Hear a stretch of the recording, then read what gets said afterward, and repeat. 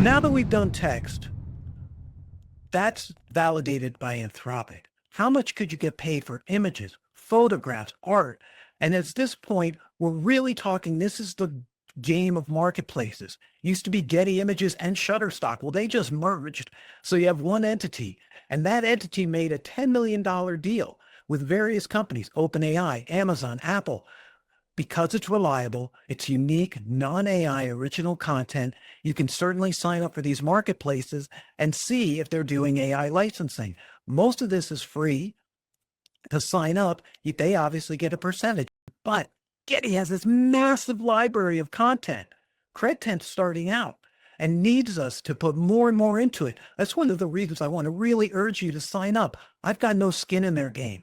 I just found in my research, this was one of the best. I really like the people because I think they're real advocates for creators. They're out there every day. They're pushing it. They have a reasonable percentage.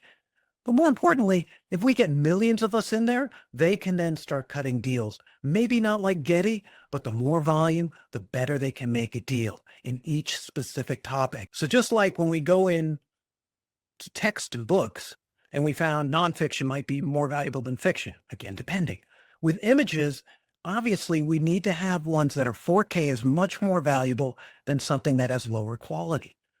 It's also like things like landscapes, things that are really pretty shots, urban landscapes, things that are interesting, engaging, have a lot of information are better than, let's say, headshots, which AI has done very, very well.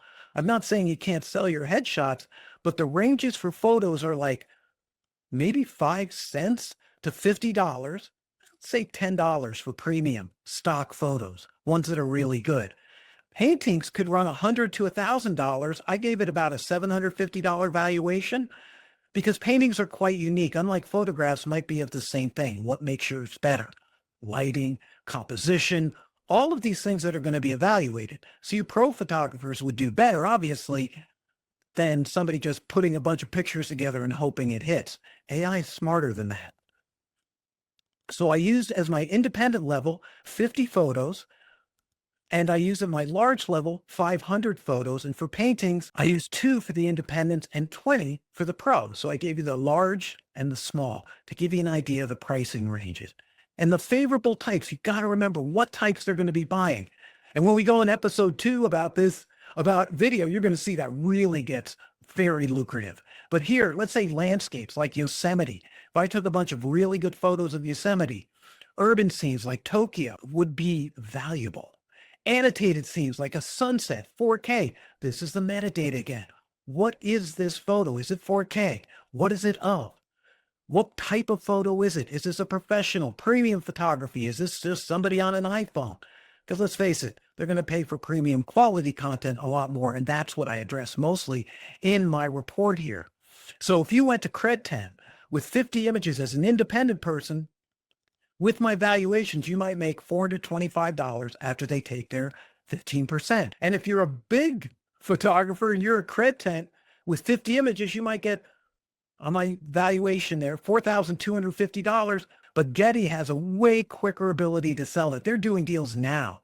CredTent is in there, but they're building this. That's why I think it's great to get in there because higher pay. You can work with both. There's no rules against that so far. But let's say you're doing fine art paintings. For CredTent, at $750 a painting, you would earn $1,275 for 2 paintings. And if we did 20 paintings, you'd earn $12,750 at CredTent. This is not against Getty. It's just realizing it's really a game of high quality, and Getty's been around a long time. So is Shutterstock. But remember your metadata. Who, what, where, description, what type of camera did you use? Or if you're a painter, how did you paint it? Oils, pastels, what was the process? Give them the background information. That's what metadata is. And it's, you go much deeper when you work with these folks, but metadata will add 10 to 20% to the value of what you have, theoretically. If nothing else, if you don't describe it, then it's up to AI to figure it out. And hey, it might hallucinate. You need to be clear. That's why you need to get started now before this wave really hits.